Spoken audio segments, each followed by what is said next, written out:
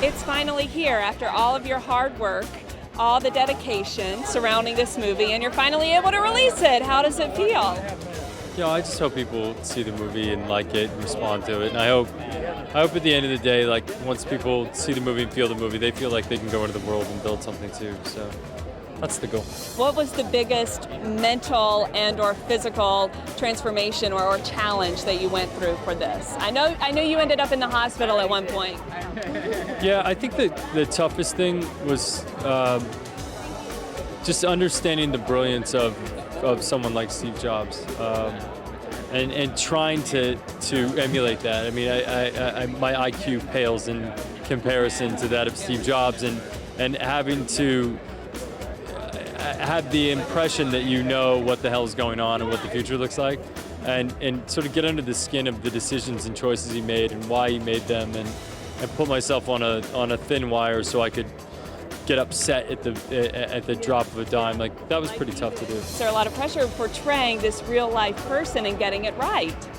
Did you put a lot of pressure on yourself? I think it's tough. When Steve Jobs is an icon in and of himself, and I think a lot of people know who I am and have an impression of me, and I think that those two things are very far apart. And so the pressure that I put on myself to actually make the people that knew Steve and cared about Steve and admired Steve, to make those people proud, and also give an honest portrayal of who and how he was. I think it was a thin wire to walk on, and I tried desperately not to fall off. I know that you did not get a chance to speak to Wozniak before or during. Have you had a chance to speak to him since, or has he seen it? No, I don't believe he's seen it yet. I cannot wait to meet the Woz. I'm dying to meet you, sir.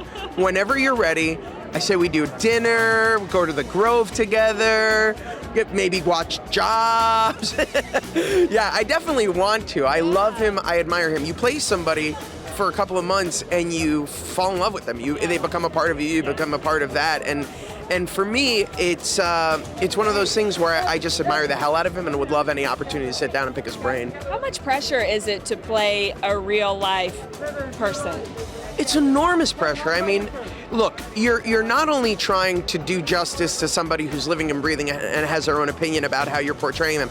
You're trying to bring justice to a person who is very much still in the zeitgeist, who is very much a pop cultural phenomenon, somebody who means so much to so many people that you want to honor that legacy as best as you can. What was it like working with Ashton, because he was fully committed to this role? I've never experienced a more committed actor. He could tell you what every single piece of equipment from the 70s on could do. I mean, he was so well researched. It was really inspiring, and just as a scene partner and an actor, so open and vulnerable and collaborative. He was really wonderful. Tell me what he's like on the set with you, because I know on the set of Jobs, he was fully committed. He even was admitted to the hospital at one point because of it. Yes. He did like that way on 2.5 Men. Yes, he's committed to the hospital daily on our show. It's weird. It's a little awkward now. It's hard to get work done considering that he just keeps going to the hospital. Ashton's a fun guy. He's like a Labrador puppy. He's somebody who wants to bark and chase a ball, and so it was fascinating to watch somebody who is that, his spirit, working so hard to be fully committed to the role that he was playing, and it was like he had to create a cage for himself to work inside that. And I mean, I have nothing but admiration for him and his work. There's already award show buzz surrounding the movie. Do you think about that, or does that get you excited? No, you don't do it for the awards. You do it for the opportunity to learn and to experience and to try to tell a story that has not been told before. And then if awards come with it, that's just icing on the cake. Jobs is this really unique movie. You'd think it's just a sort of a one-off biopic or something, but it does more than that, and it's a much more current story than you often see. I think people would be really drawn to it.